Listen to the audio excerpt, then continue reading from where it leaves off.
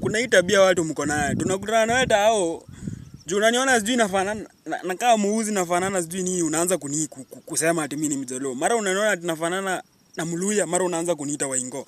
Mara sijui unaona nafanana Mkamba unaanza kuniita Kase. Nani alikwambia mimi ni Kase? Nani alikwambia mimi ni Mluya? Nani alikwambia mimi ni Mjaka? Hiyo tabia sasa itakoma kuanzia leo.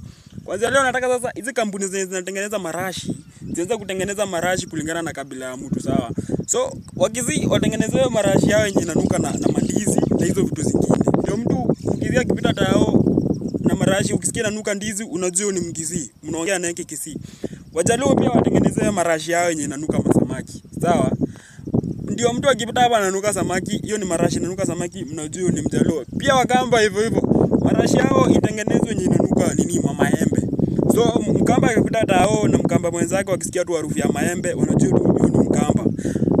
Sasa Wakikuyu sasa nyinyi sijui yenu mnatengenezewa marashi inanuka pesa ama inanuka nini. Ndio mtu akipita hapo hivyo akipita mnasikia harufu ya pesa unajua hiyo ni Mkikuyu amejipaka marashi yenye inanuka pesa unajua ni Mkikuyu.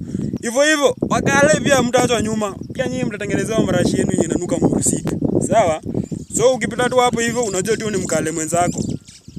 Mwenye ananuka ananini unajua tu ni Mkale mwenzako ananuka marashi ya Murusika. Hii mambo mnaanza kutuconfuse tao, mara unaniita siji Waingo, mara unaniita siji Kase, mara unaniita Jatelo, mara unaniita sijui Modo wa Nyomba. Nani alikwambia hizo vitu zote? Sasa kuanzia leo hizo confusion zote zinaanza kuisha. Kila mtu anatengeneza marashi yake kulingana na kabila yake. Hivyo ndio tutamaliza hiyo maneno.